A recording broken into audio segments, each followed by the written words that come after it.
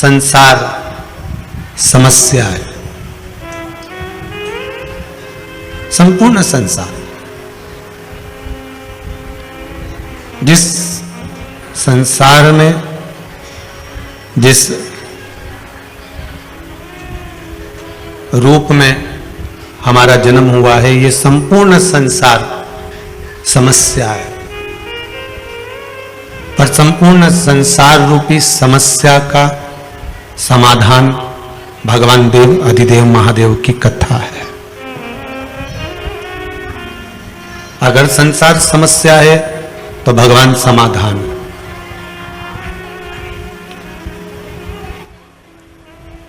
पर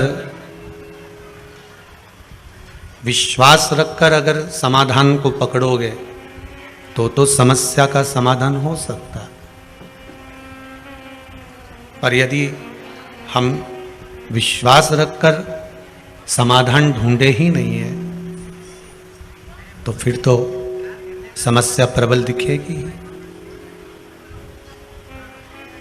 ईश्वर का एक नाम, भगवान का एक नाम स्मरण, भगवान का नाम उच्चारण एक समाधान का काम करता है।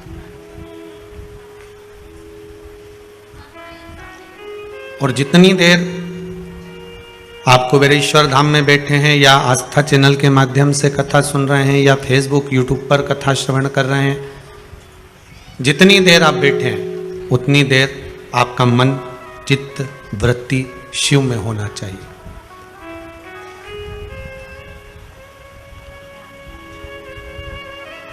इतनी दूर से आप लोग इस कुबेरेश्वर धाम में इस जंगल में आए हो,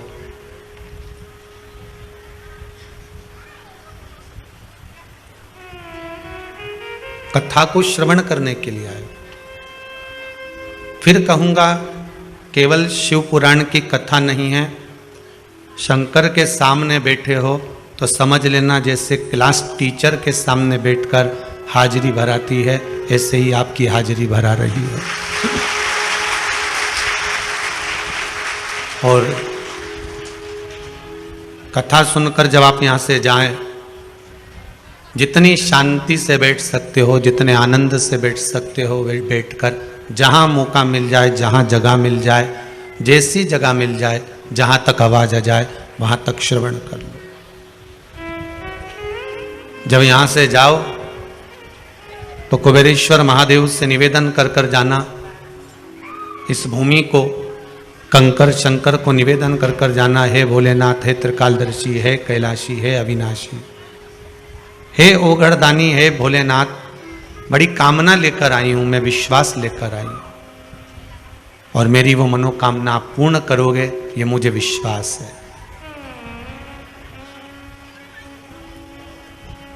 पकड़ लो हाथ गिरधारी, नहीं तो डूब जाएंगे। हमारा कुछ ना बिगड़ेगा, तुम्हारी शान जाएगी। दुनिया के लोग हमसे कुछ नहीं कहेंगे। दुनिया के लोग अगर कहेंगे तो वो आपसे ही कहेंगे कि शिव का इतना भगत थी, इतना उपासक थी, शंकर की भक्ति में इतना डूबा रहती थी और भगवान शंकर की भक्ति में डूबने के बाद भी इसका दुख नहीं कटा, इसकी समस्या नहीं मिटी। तो फिर कहूंगा संसार समस्या है, पर संसार अगर समस्या है तो भगवान का भजन, भगवान की कथा, भगवान का स्मरण, भगवान का नाम, भगवान की भक्ति समाधान है। और उस समाधान को अगर हमने अपने भीतर उतार कर रखा है, भगवान ओगढ़दानी के नाम को हमने अपने भीतर उतार कर रखा है, तो ये पक्का है कि या तो समस्या रहेगी या समाधान रहेगा। और समस्या टिक नहीं सकती समाधान के आगे, शिव नाम के आगे।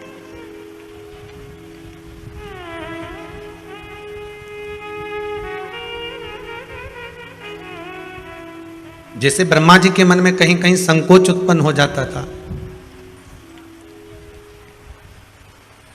ब्रह्मदेव के मन में जब सृष्टि की रचना करी गई, रचना के समय पर उन्होंने जो मनु और शत्रुपा का जन्म दिया, मनु और शत्रुपा के बाद में उत्तानपाद प्रियव्रत की कथा जो आई, उत्तानपाद की 2 धर्म पत्नियां सुनीति सुरुचि की कथा आई। और सुनीति और सुरुचि केवल उत्तानपाद की 2 पत्नियां शिव महापुराण की कथा कहती है। केवल उत्तानपाद की नहीं, हमारी भी 2 इच्छाएं, हमारी भी 2 आकांक्षा, हमारे भी 2 मन, हमारी भी 2 इच्छा, हमारे भी 2 मन है, हमारी भी 2 आकांक्षा। केवल उत्तानपाद की 2 पत्नियां नहीं है, हमारी भी 2 इच्छाएं। एक सुनीति है और एक रुचि। श्रीमद् भागवत कथा में भी वर्णन किया गया है। भागवत वक्ता कहते हैं कि एक सुरुचि है, एक सुनीति है। सुनीति जो नीति का पथ निश्चित कर दे, और सुरुचि जो रुचि के पथ को निश्चित करे।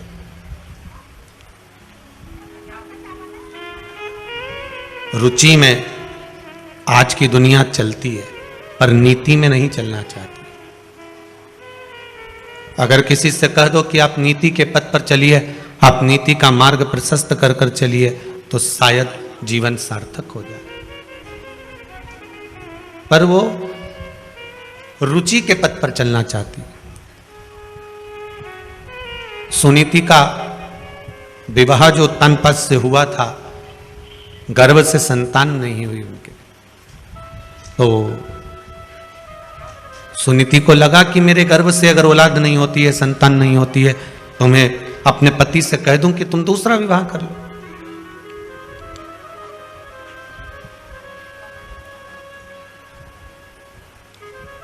अगर परमात्मा ने संतान का सुख नहीं दिया, हां, शंकर भगवान की कृपा हो जाए और आपके घर में संतान हो जाए, ये शिव की कृपा है, ये उसकी उदारता है।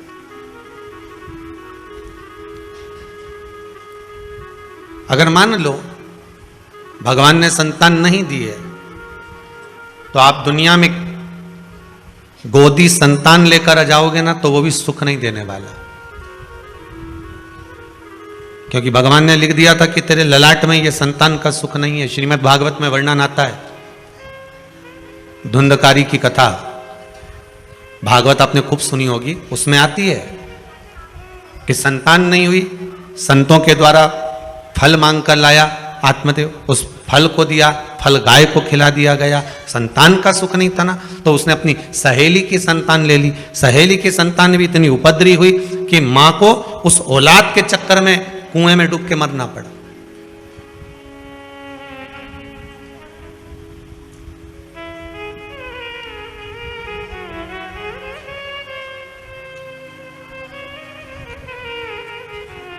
केवल संतान का सुख, कई माताएं आकर कहती, गुरुजी हमारी बहू के यहां छोरी है, भगवान से प्रार्थना करने आए, छोरा हो जाए।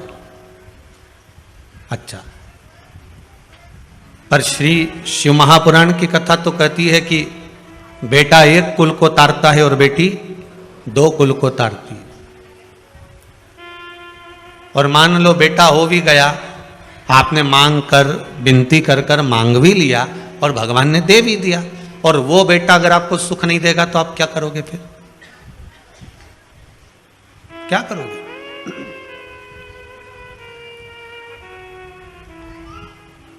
सुख इस भाग्य में लिखा होना चाहिए।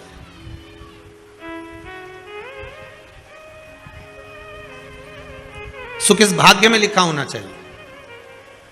ये विसावानिया परिवार और सारस्वत परिवार, इन दोनों से अगर आप पूछेंगे, दोनों से पूछ लेना, ये जो कथा हो रही है, ये कथा के यजमान दूसरे थे।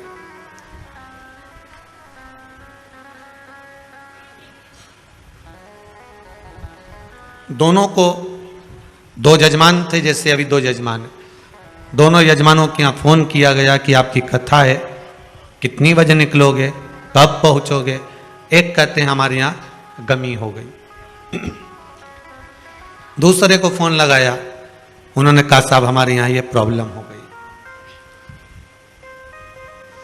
अब समीर जी और आशीष जी आए, यजमान नहीं है, हमने कहा पहले कोई यजमान जो अपने नाम लिखा कर गए और उन्होंने कहा होगा कि अगर कोई यजमान ना बने तो हमें सूचना देना, बस वही ढूंढ लो।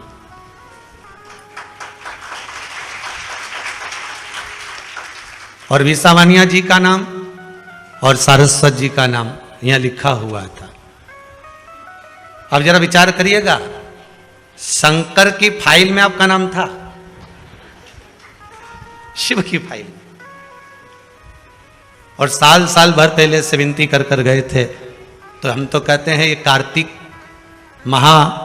मास ही समझ ले, कार्तिक का ये कार्तिक मास की शिव महापुराण की अगर कथा बाबा ने दी है तो कुछ भंडार भरने के लिए दी होगी, ये पक्का है। कार्तिक महीने में एक दिया अगर दीप लगा दिया जाता है, एक दिया बेलपत्री के नीचे, आंवले के नीचे या पीपल के नीचे लगा दिया जाता है, तो उसका भी भंडार अपार सुख दे जाता है। तो ये तो शिव महापुराण की कथा है, कोई साधारण है क्या? सुख है।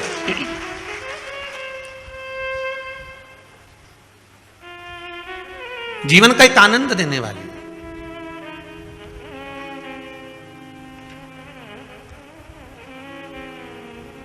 और कहीं ना कहीं हमारा पुण्य, कहीं ना कहीं हमारा सत्कर्म, कहीं हमारे पूर्वजों का पुण्य की गुल्लक जब भराई होगी तब जाकर ये कथा आप लोगों के भाग्य में आई होगी।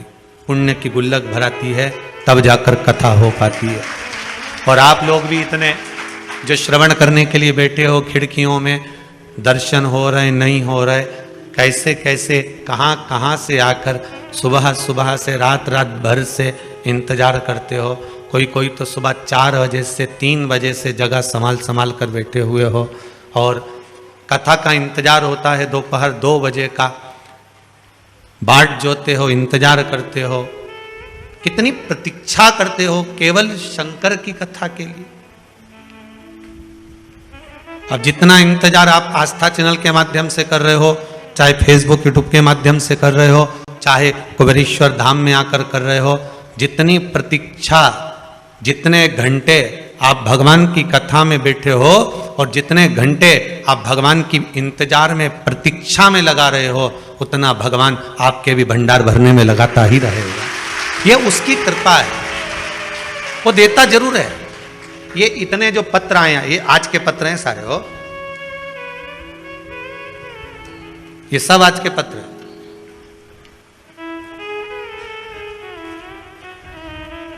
और ये पत्र ये केवल आप लोगों के स्नेह और प्रेम के हैं, जो मेरे शंकर ने आप पर करुणा लुटाई है उसके हैं।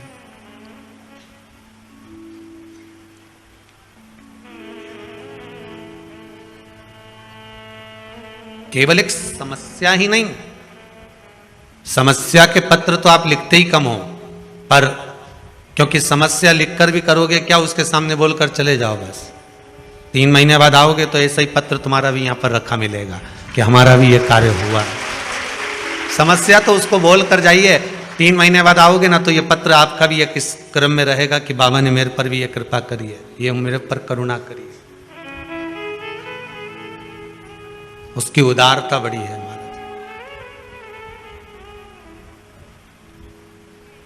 सुनीति और सुरुचि, अगर भगवान ने ललाट पर संतान का सुख लिखा है तो संतान सुख देगी, फिर वो पड़ोसी के बच्चे क्यों ना सुख दे दें, देवरानी जेठानी के बच्चे क्यों ना सुख दे दें, आपके बच्चे क्यों ना सुख दे दें, फिर वो संतान का सुख है तो भगवान देगा, कैसे भी देगा। और अगर ललाट पर भाग्य में संतान का सुख नहीं है तो तुम चाहे किसी की भी औलाद को लेकर गोदी में बिठा लो, चाहे किसी का भी खर्चा उठा लो, जब भगवान ने तुम्हें अपनी निधि और वो सुख से वंचित क्यों रखा, संतान के सुख से वंचित क्यों रखा, जब सारी दुनिया को औलाद दी, सारी दुनिया को संतान दी, तो तेरी गोदी खाली क्यों रह गई।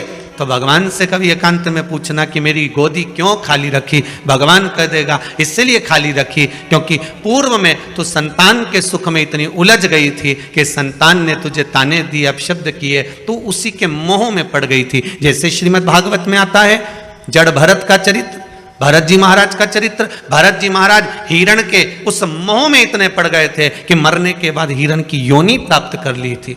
तू उस मोह में ना पड़ जाए। अब की बार तेरा मानव का जो शरीर है वो आखिरी मिला है, इसके बाद तेरा जन्म मनुष्य का नहीं होगा, इसलिए मैंने तुझसे संतान के सुख को खींच लिया है, जिससे तू भगवान की भक्ति में डूब जा, शिव के स्मरण में डूब जा, राम नाम कृष्ण नाम में डूब जा। जितनी भगवान की भक्ति करेगी इसके बाद तेरा जन्म नहीं है, इसके बाद तो तू मेरी हो जाएगी, इसके बाद तू परमात्मा की हो जाएगी, फिर तेरा कोई जन्म नहीं है।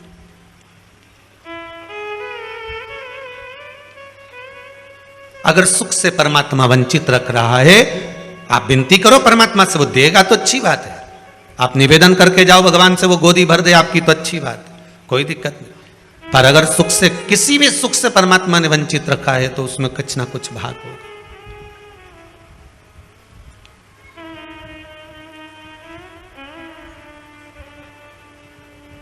एक बेटी का संबंध हो गया था, कहीं शायद जबलपुर से आए थे वो लोग, बेटी का संबंध हो गया था और संबंध होने के बाद में टीका हो गया, सब कुछ हो गया, तिलक हो गया, गोद भरा गई, सारा काम हो गया, फोटो खिंच गए। उसके बाद मालूम पड़ा कि छोरा कहीं गलत संगत में पड़ा होगा, किसी की संगत में पड़ा होगा और वो संबंध टूट गया। शादी बिना उम्र में थी उसकी माँ आई थी शायद, अब गई होगी है कि नहीं यहाँ पता नहीं, तो आंखों से आंसू बह रहे थे, मेरी बेटी का संबंध टूट गया। लड़का ऐसा निकला, हमने कहा पूजन किसकी करती थी तुम्हारी बेटी?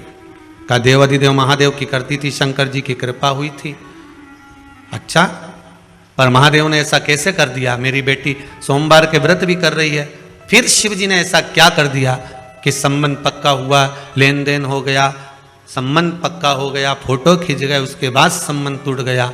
तो हमने कहा बस, अगर बाबा ने संबंध पक्का कराया और बाबा ने तोड़ा है तो बाबा को जो अच्छा लग रहा होगा, हो सकता है तुझे अब मालूम पड़ा कि ये लड़का किसी दूसरी लड़की से लगा है और ये शादी के बाद मालूम पड़ जाता, तब क्या कर लेती? बाबा ने पक्का कराया ना, बाबा छुड़वा दे। और शादी की तारीख जो तेरी निकली हुई है फरवरी की, उसको निकली रहने दे,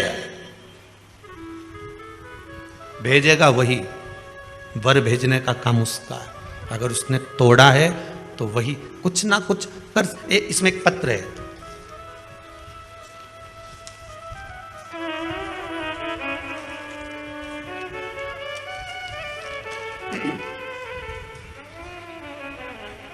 श्री नितिन जी पंचाल, इन्होंने पत्र लिखा,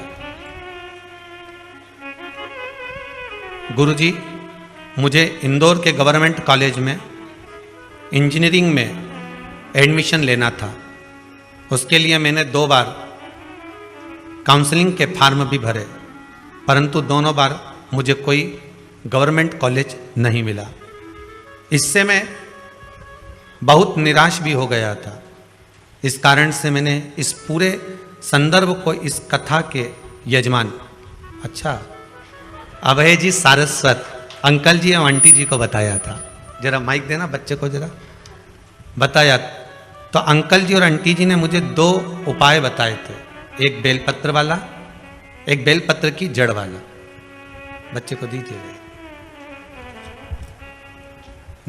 नमस्ते। नितिन पंचाल जी आप ही का नाम है? कहाँ से आए हुए हैं? इंदौर से। इंदौर से। बाबा ने क्या कृपा करी आप पर? पहले 2 बार काउंसलिंग के राउंड में नाम भरा था, लेकिन दोनों बार नहीं आया। उसके बाद फिर अंकल आंटी ने बताया कि ये वाला उपाय करो तो तेरा एडमिशन पक्का हो जाएगा, मतलब बोल दिया था पक्का हो ही जाएगा। तो फिर मैंने ये 2 उपाय किए और उसी दिन मेरा एडमिशन भी हो गया, और वो भी गवर्नमेंट कॉलेज में। बाबा की कृपा। गुरुदेव, हम जिस दिन आए थे उस दिन शाम को इसका फोन आया कि आंटी मेरा नंबर नहीं आया 2 में। मैंने कहा तू चिंता मत कर, तेरा नंबर जरूर आएगा। बाबा की कृपा, बहुत बहुत धन्यवाद। बेटी विराजी, ये बाबा की करुणा है, कृपा है। कृपा बिना कुछ नहीं होता सब। अगर भाग्य में लिखा होगा ना बाबा ने, तो वो मिलेगा जरूर। और एक और चीज कहेंगे, माता पिता कभी अपने बच्चों का गलत नहीं सोचते। बेटा अगर कपूत भी है ना, तो भी माँ उसको गाली दे देगी, अपशब्द कह देगी, ताना दे देगी और कह देगी तू मेरे लिए मर गया, पर फिर भी माँ दिल से दुआ ही देगी। भले वाणी से बद्दुआ दे देगी पर दिल से दुआ देगी। ऐसा ही मेरा शंभु, मेरा त्रिकालदर्शी, मेरा कैलाशी, मेरा शिव है, वो कभी बुरा नहीं कर सकता, कभी बुरा नहीं करेगा। दुनिया के लोग भ्रम उत्पन्न कर सकते हैं कि बताओ वो सियोर वाले महाराज ने ये चढ़वा दिया, इससे ये बुरा हो जाएगा। कभी बुरा नहीं हो सकता अगर आपका भाव शुद्ध है तो।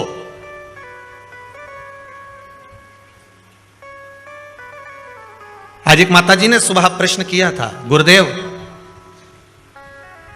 कोरोना महामारी में मेरे पति मर गए, मेरे को एक ब्राह्मण देवता ने, एक पंडित जी ने कहा था कि तुम इतने महामृत्युंजय के पाठ करवाओ।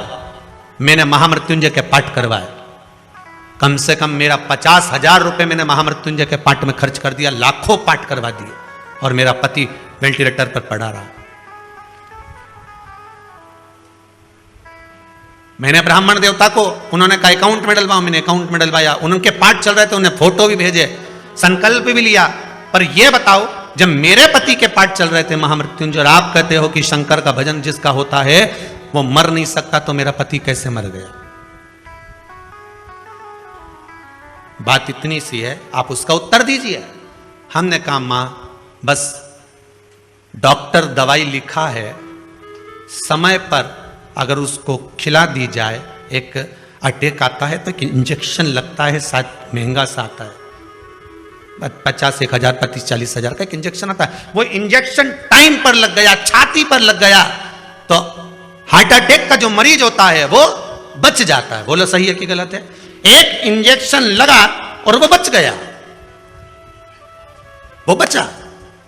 हो सकता है महामृत्युंजय के जाप अर्थात वो इंजेक्शन, वो टेबलेट आपको पहले खाना थी, और जब प्राण छूट चुके उसके बाद खा रहे हो तो दवाई असर करेगी? माना आपको वो टेबलेट, वो इंजेक्शन, वो दवाई समय पर मिलना चाहिए। इसलिए आप सबसे बारंबार कहते हैं श्री शिवाय नमस्तुभ्यम का जाप करते रहो, क्योंकि ये वो टेबलेट है जो कभी भी काम आ सकती है। ये वो टेबलेट है। आप भी अगर अपने अपने गांव से निकले होगे, अपने अपने शहर से आए होगे, तो बैग में 2-4 टेबलेट डाल कर आए होगे, जो हाथ पैर दुखने की, सिर दुखने की, जो चालू वाली टेबलेट होती है ना, जो किसी भी काम में काम आ जाए, तो बस वो टेबलेट तुम लेकर चलते हो। तो शिव महापुराण में एक टेबलेट ऐसी बना दी जो हर जगह काम आएगी। सिर दुखे तो भी, पांव दुखे तो भी, घुटना दुखे तो भी। जैसे वो टेबलेट खा लेती है माताएं, वो कौन सी बोलते, काम्बी फिल्म खा ले, या कोई सी भी वो गोली खाती रहे कि हम तो ये गोली खाएं, हम तो डिस्प्रिन खाएं, कि हम तो क्रोसिन खाएं, तो वो कह रहे हम तो ये गोली खाते हैं तो हमारे सब काम में काम आ जाए। मेरे तो पुताई कर करके थकी गई, हमारा कब्जा दुखी रिया, तो मैं तो बस वो टेबलेट खाऊं, गोली खाऊं, और जो सोऊं नहीं तुम्हारा सवेरे नींद खुले दादा, फिर सवेरे से काम में लग जाऊं। तो वो टेबलेट एक ऐसी तुमने घर में रख रखी है कि तुम्हें कुछ भी होता है तुम वो टेबलेट खा लेते हो। किसी किसी की बाम और विक्स की ऐसी आदत रहती है कि कुछ भी दुख है वो तो लगा, उसका दांत भी दुखिया नहीं, बाम निकाला। किसी किसी की आदत रहे, बस बाम लगा, जब तक बाम नहीं लगाने, विक्स नहीं लगाने, रात की नींद नहीं आए, जब तक कि आंख में से आंसू आंसू नहीं झड़ी जाए। तो ये तो टेबलेट के ऊपर।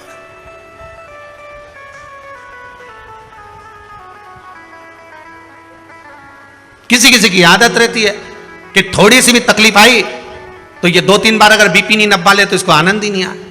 तो भाई नापो, मेरे को ऐसा लग रहा हमारे घबराहट हो रही है, सिर पे पसीना आ गया, अब सब लेवल में, तो फिर काय से हो गया है? फिर डॉक्टर साहब ने पूछा,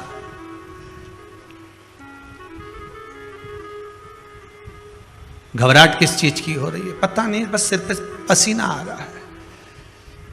डॉक्टर बोले कुछ नहीं है, दिवाली का टाइम है, बहू करवा चौथ का बाजार करने गई होगी, इसलिए थोड़ा सा लेवल गड़बड़ हो रहा है। वाह, घर में धन का लेवल गड़बड़ हो और यहां तुम्हारा लेवल गड़बड़ हो रहा है। क्यों सोचा? एक टेबलेट ऐसी होती है जो कहीं पर भी काम आ जाती है। श्रीमद् भागवत में एक टेबलेट दी, 12 अक्षर मंत्र ओम नमो भगवते वासुदेवाय। रामचरितमानस में भी एक टेबलेट दे दी राम, शिव महापुराण में एक टेबलेट दे दी श्री शिवाय नमस्तुभ्यम। ये वो टेबलेट है जो हर जगह काम आ जाती है, हर जगह।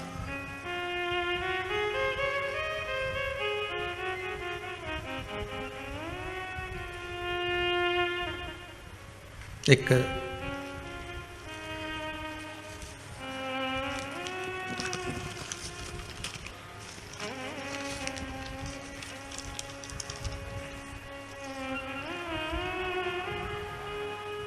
हैदराबाद से एक पत्र है, किसी ने भेजा। अच्छा, छब्बा छुब्बू के भेजा रे, हाथ का लिखा हुआ नहीं है वो। मैं विदित सांघी, 15 साल का हूं। मैं हैदराबाद तेलंगाना से हूं।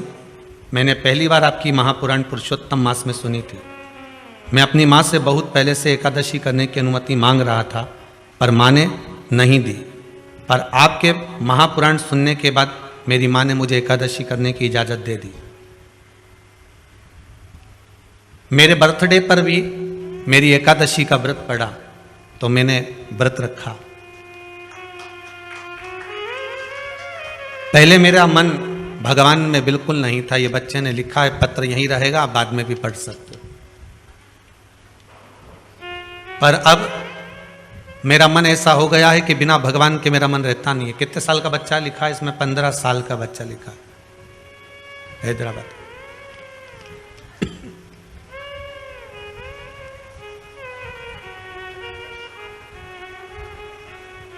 एक इच्छा है मेरी कि बाबा मेरी कामना पूर्ण करे और कुबेरेश्वर धाम में आऊं और एक बार शिव महापुराण की कथा जरूर करवाऊं, अपने धन से करवाऊं।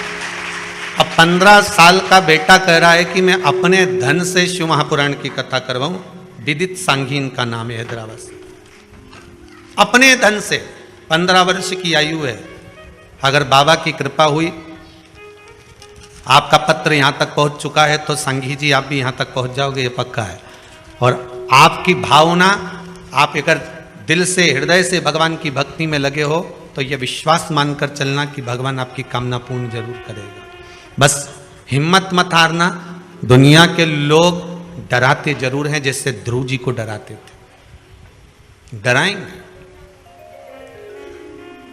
आप भगवान को कैसे भी रिझा रहे, भगवान से भय मत खाना, अपने कर्म से भय खाना। फिर कहेंगे किसी से मत डरो, पर अपने कर्म से जरूर डरो, क्योंकि कर्म का भोग तो परमात्मा को भी भोगना पड़ता है। आपको किसी से डरने की जरूरत नहीं है, कर्म से डरने की जरूरत है। संसार सागर में आए हो, किसी धर्म की जगह पर जाना, मंदिर जाना, देवालय जाना, सत्संग में जाना, संकीर्तन में जाना, भजन में जाना, कथा में जाना, कीर्तन में जाना, पूजन में जाना, स्मरण में जाना, तीर्थ जाना, सारी दुनिया में पाप कर्म कर लोगे चल जाएगा, पर कहीं धर्म की जगह पर पाप कर्म मत करके आना, नहीं तो जिंदगी पूरी नरक में निकल जाएगी। और आज के जमाने में जितना भी पाप कर्म हो रहा है, वो धर्म की जगह पर ज्यादा हो रहा है।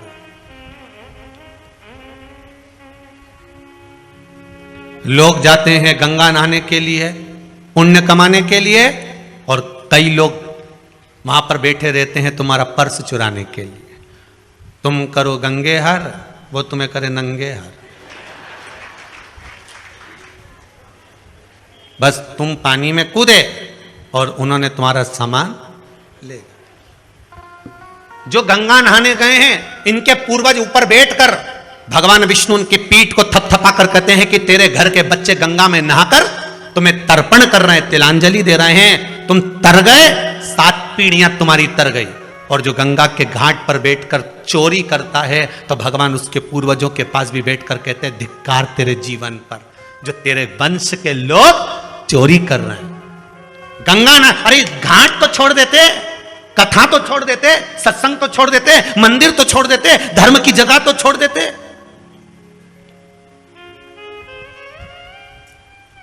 पुण्य की जगह तो छोड़ दो, पर नहीं। करो। तुम्हें भगवान ने अगर पाप कर्म करने के लिए बनाया है तो करो, पर निवेदन है कि धर्म की जगह पर तीर्थ में, पूजन में, मंदिर में, देवालय में, स्मरण में, संकीर्तन में कहीं ऐसा कर्म ना हो जाए।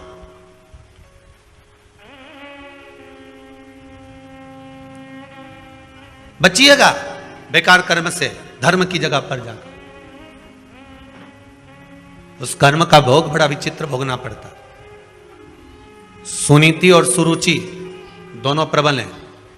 सुनीति के संतान नहीं है, अपनी काका की लड़की से शादी कर दी अपने पति की और उसका विवाह कराई तो सुनीति का गर्भ ठहर गया। भगवान परीक्षा बहुत लेता है, बहुत परीक्षा लेगा। पहले तो भगवान देता नहीं है, और अगर देगा तो भगवान फिर विचार करेगा कि इसने सही जगह पर लगाया कि नहीं लगाया।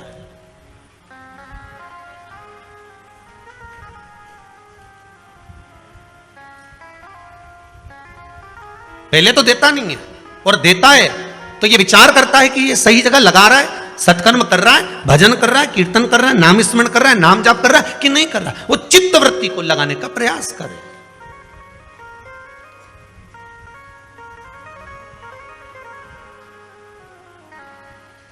इस मन को सुनीति भी गर्व से हो गई, सुरुचि को लगा मेरे ताऊ की लड़की ने मेरे साथ छल कर दिया, धक्के मार कर निकाल दिया गर्भवती उस नारी को। सुरुचि घर में है, उसका भी गर्व है, सुनीति वन में है, उसका भी गर्व है। समय आया, सुनीति का भी पुत्र हुआ ध्रुव और सुरुचि का भी पुत्र हुआ उत्तम। सुनीति का जो पुत्र हुआ था ध्रुव 4 वर्ष की अवस्था धारण कर कर मां की गोद में बैठा था। मां की गोद में बैठा, एक दिन देवर्षि नारद ने उनको कह दिया, कहां जा रहे हो? कहा मेरे पिता कौन है मुझे मालूम नहीं है। मेरे पिता? तब देवर्षि नारद कहते उत्तानपाद तुम्हारे पिता हैं। और उत्तानपाद के पास गया, गोदी में बैठ गया तो छोटी मां ने उसको गोदी से उतार दिया। तो पिता की गोद में बैठने के लिए रोता है? उतार नीचे। अगर तुझे पिता की गोद में बैठना है तो मेरे गर्भ से जन्म लेना पड़ेगा, और मेरे गर्भ में आने के लिए भगवान का भजन करना पड़ेगा। और रोता रोता अपनी मां के पास चले गया, माता सुनीति के पास में। और नीति होती है, नीति सतमार्ग बताने वाली होती है। नीति कभी गलत मार्ग पर अपने बच्चे को नहीं भेज सकती।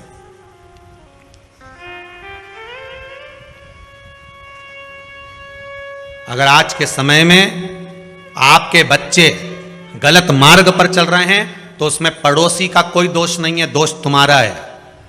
भोजन कराते हो, बच्चे नहीं खाते तो मोबाइल पकड़ा देते हो। बोलो सही है कि गलत?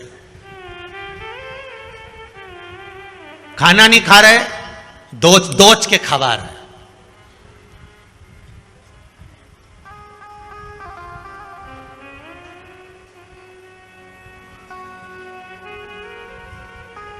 पहले के समय में छोटा सा बच्चा रात्रि को अगर जाग जाता था तो माताएं लोरी गाकर सुलाती थी। बोलो सही है कि गलत है? बहुत प्रेम से हाथ रखकर धीरे धीरे चंदा मामा पूर के पुआ पकाए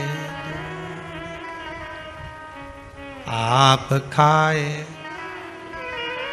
मुन्ना को देवे और प्याली गई मुन्ना गया। कहते कितने प्रेम से खिलाते थे, सुलाते थे। बच्चा रात को जग जाता, मां उसको स्नेह से सुलाती थी। आज के जमाने में बच्चा जग जाए आधी रात को तब देखो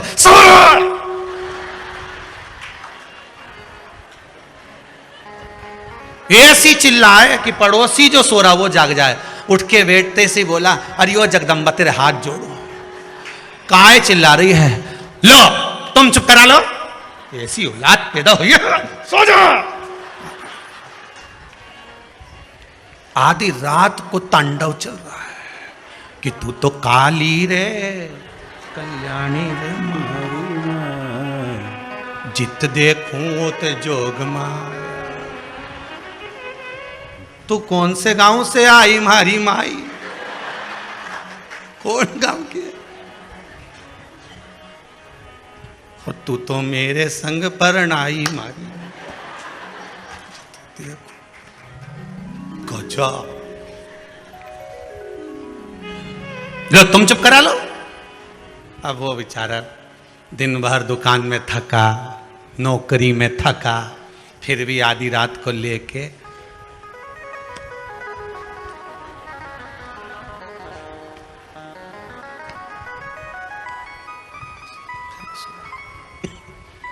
मां को दया आ गई। कौन सी मां को? या जगदम्बा के नहीं,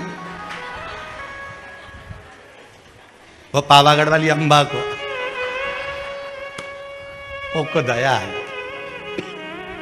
बेटा ला मेरे को दे छोरा को, तू जा सो। दादी ने गोदी में लिया, ऐसी गोदी रखकर दादी पीछे तकिया लगाकर सो गई। गोदी में लाला को हिलाती रही, लाला सो गया। दादी, जहां प्रेम हो, करुणा हो, वात्सल्यता हो, स्नेह हो, वहां पर तो नींद आ ही जाती है। प्रेम,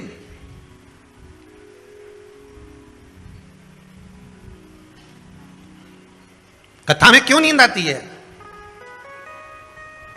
किटी पार्टी में तो आई नहीं, ना शॉपिंग मॉल में आई, पर कथा में आई। कारण क्या है? बच्चा सारे मोहल्ले में खेलता है, पर बच्चा जब मोहल्ले में खेलने के बाद अपनी माता की गोद में आकर बैठता है, मां उस पर हाथ रखती है और बच्चे की आंख में नींद आ जाती है। तो पड़ोसी के यहां बच्चे को नींद क्यों ना आई? उसके यहां गया था खेलने, वहां क्यों नहीं सोया? वहां गया था, वहां क्यों नहीं सोया? क्योंकि माता की गोद एक ऐसी गोद होती है जहां बच्चे को नींद आ जाती है। शिव महापुराण, भागवत कथा, राम कथा, गीता, ये जितने पुराण, जितने शास्त्र, जितने वेद हैं, ये मेरे परमात्मा की गोद है जिसमें बैठते से नेत्र बंद हो जाते हैं। ये मेरे परमात्मा की गोद है जिसमें बैठे और निंद्रा समाहित हो जाती है, नींद आ ही जाती है। होता है।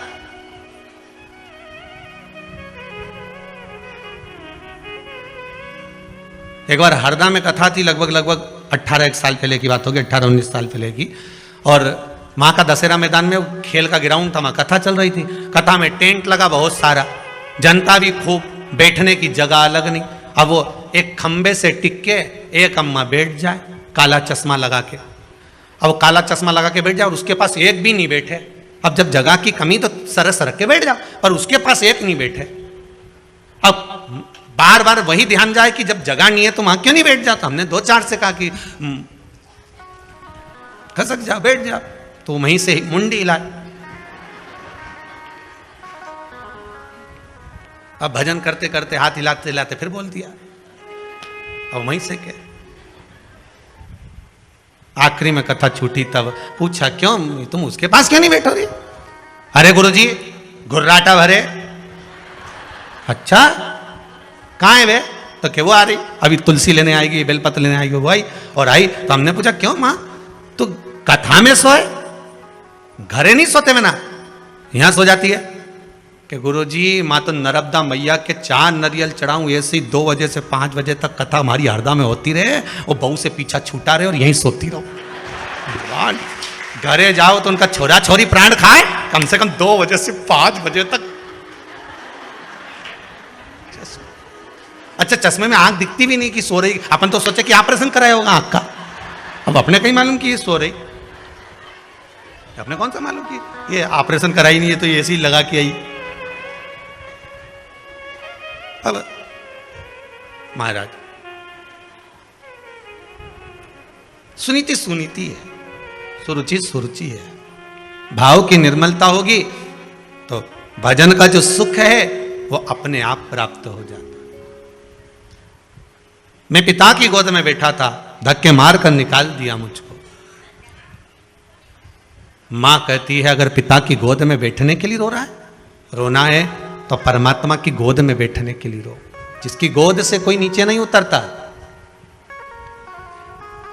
मां कहां मिलेगा वो? सर्वस्व, हर जगह।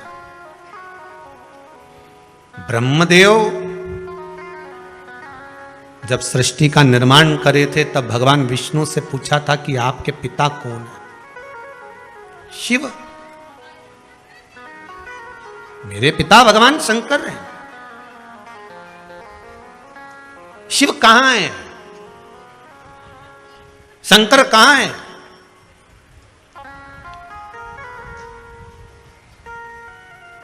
भगवान विष्णु ने कहा था ऐसा कोई कण नहीं जिसमें शिव नहीं। अपने गले की हसली का हीरा भगवान ने चमकाया। उस हीरे की रोशनी जो सूर्य में से निकलकर सामने दीवार पर जा रही थी, उसमें जो एक रेख बन रही थी, उस रेख में जितने कण दिख रहे थे, कभी आप भी प्रैक्टिकल करना, बच्चे लोग कांच चमकाते हैं, उस कांच को दीवार पर लगा दो और वो जो रोशनी जा रही है उसके बीच में आप देखेंगे बहुत बारीक बारीक कण दिखेंगे, बहुत बारीक बारीक। गले के हीरे का जो प्रकाश था, उस प्रकाश की जो रोशनी थी, उस रोशनी के बीच का जो क्रम था, उसमें जो कण कण दिख रहे थे, इतने कण। आप भी प्रैक्टिकल करके देखना, तुम्हारे यहां भी धूप आती होगी, छांव आती होगी, तो धूप में कांच रख दो, कांच का उजाला तुम्हारे घर में करो, उसमें जो रोशनी के बीच की जो जगह होगी, उस जगह से उस जगह के बीच में जो प्रकाश जा रहा होगा, उसमें बारीक बारीक ढेर कण हो। भगवान ब्रह्मदेव से कहते हैं यही कण, हर चप्पे चप्पे में, कण कण में शिव तो है, सब में शिव। तेरी कृपा बिना न हिले एक भी अणु, लेते हैं श्वास तेरी कृपा से तनु तनु। हे गंगाधार मुक्ति द्वार ओमकार तू, आयो शरण तिहारी भोले तार तार तू। कण कण में, सब में वही समाया, ऐसा कोई स्थान ही नहीं बचा जहां शिव तत्व ना, ऐसा कोई स्थान।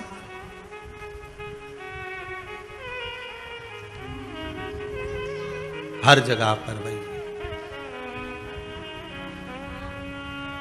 तेरी कृपा बिना न हिले एक भी अणु। प्रकाश में जो अणु दिख रहे हैं, छोटे छोटे कण दिख रहे हैं, शंकर ही हिला रहा। आपको और हमको चलाने वाला भी शिव ही तो है।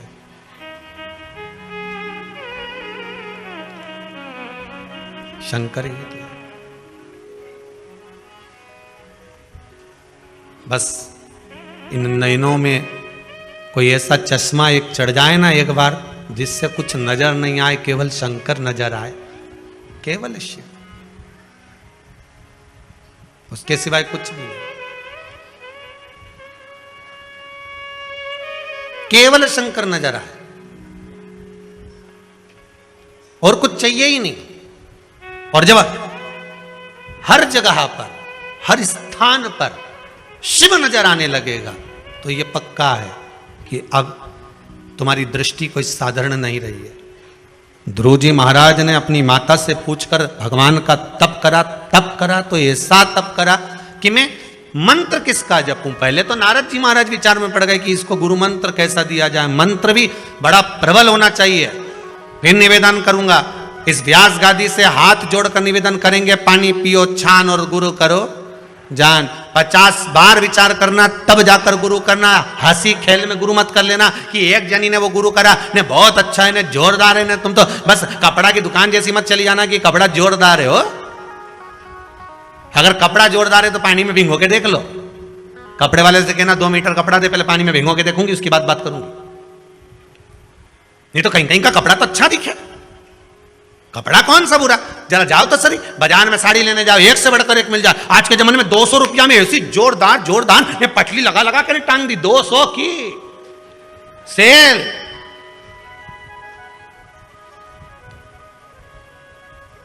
ले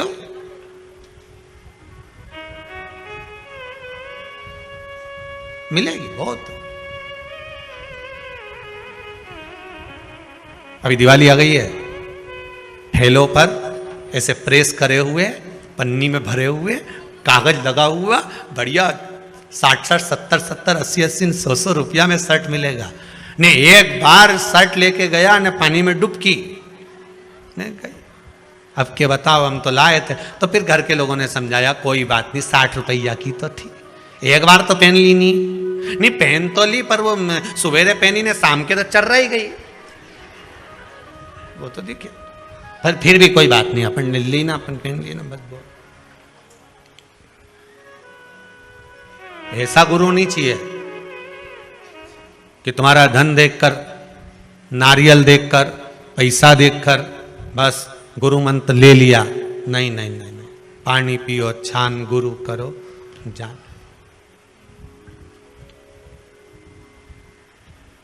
50 बार विचार करो कि गुरु मंत्र कोई साधारण मंत्र है?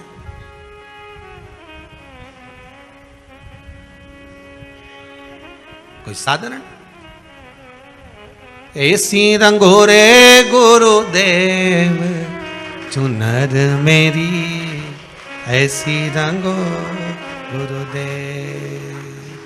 अरे राम लक्ष्मण भरत शत्रुघ्न हनुमत मेरी चुनर में, सरयू जैसी लहरा पाड़े, ऐसी रंगोरे गुरुदेव चुनर मेरी, ऐसी रंगो गुरुदेव चुनर मेरी, ऐसी रंगो गुरुदेव।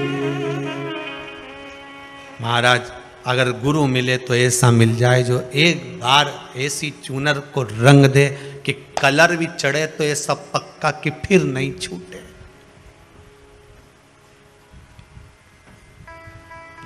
धोविया चाहे सारी उमरिया दो।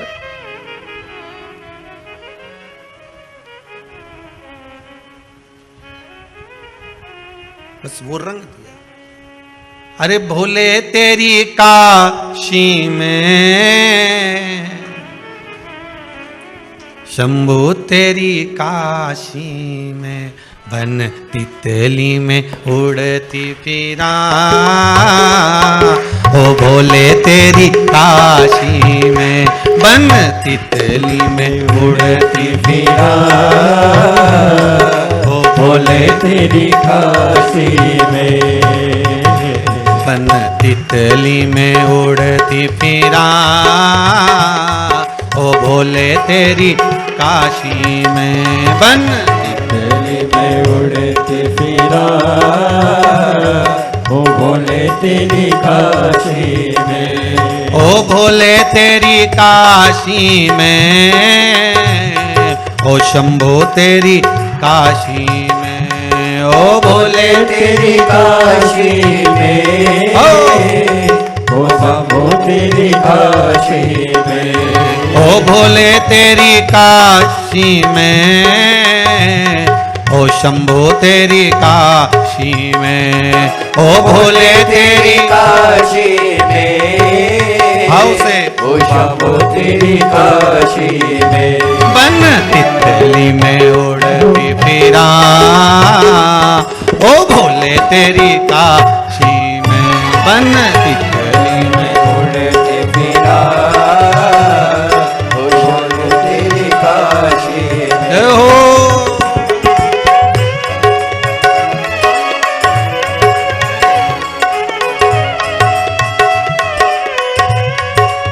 हे शंभो, हे त्रिकालदर्शी, हे कैलाशी।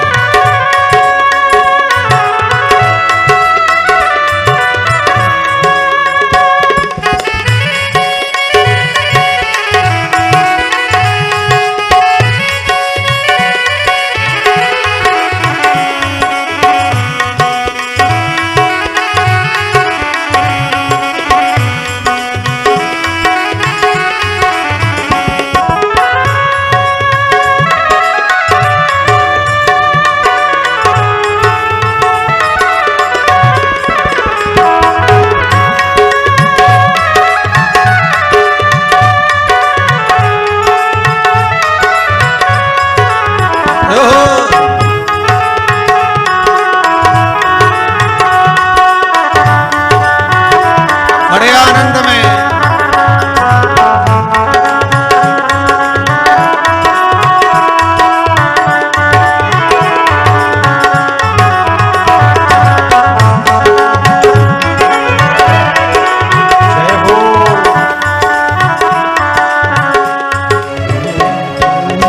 लुकल घोड़े उड़े मंदिरा में जावांगी, मैं मंदिरा में जावांगी, मैं मंदिरा में जावांगी, बचती बचती में दर्शन पावांगी, मंदिरा में जावांगी, मैं तेरा मैं जावांगी। कर कृपा कर कृपा कर कृपा मैं तेनू भुला ओ भोले तेरी काशी में। बन तितली में उड़ती फिरा ओ भोले तेरी काशी में। जय हो बन तितली में उड़ती फिरा भोले तेरी काशी में। ओ भोले तेरी काशी में ओ शंभो तेरी काशी में। ओ भोले तेरी काशी में ओ शंभो तेरी काशी में। ओ भोले तेरी काशी में ओ शंभो तेरी काशी में। ओ भोले तेरी काशी में भाव से। ओ शंभो तेरी काशी में। बन तितली में उड़ती फिरा ओ भोले तेरी काशी में। बन तितली में उड़ते फिरा ओ भोले तेरी काशी में। जय हो।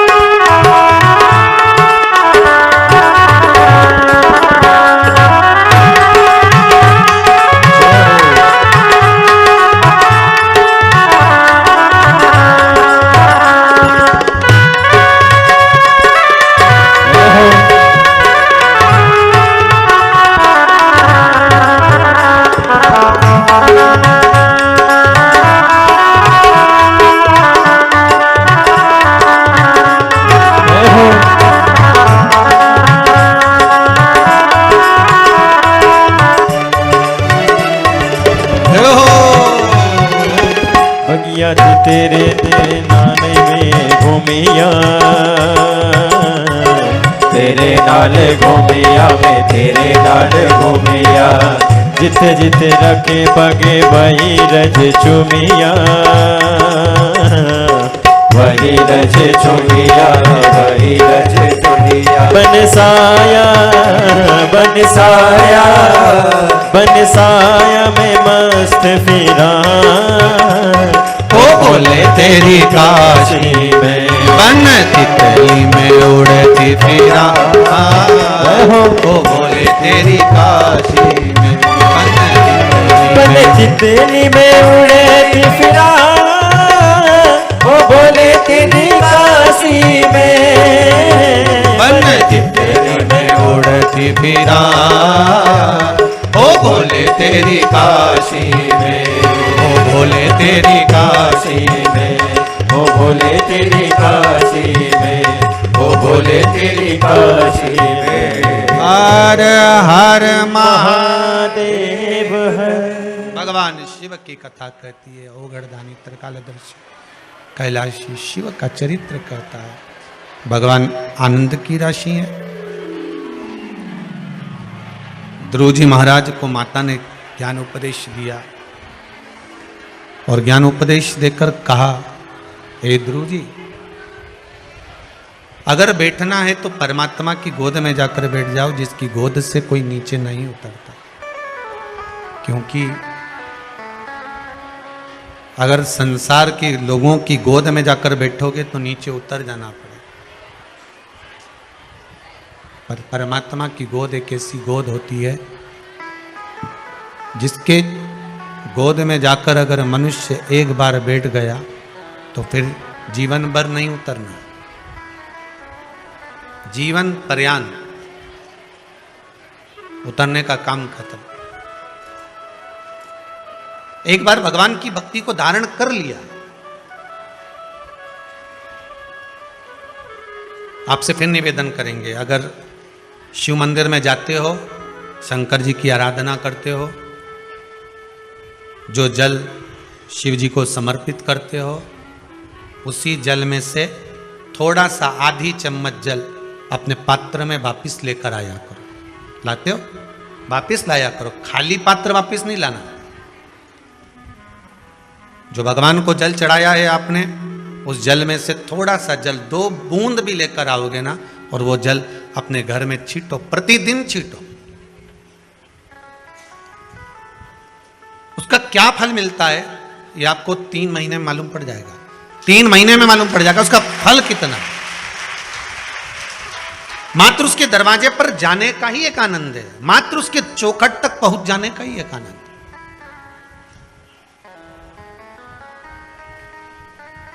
एक माता जी लिख रही हैं पत्र के अंदर कि मेरे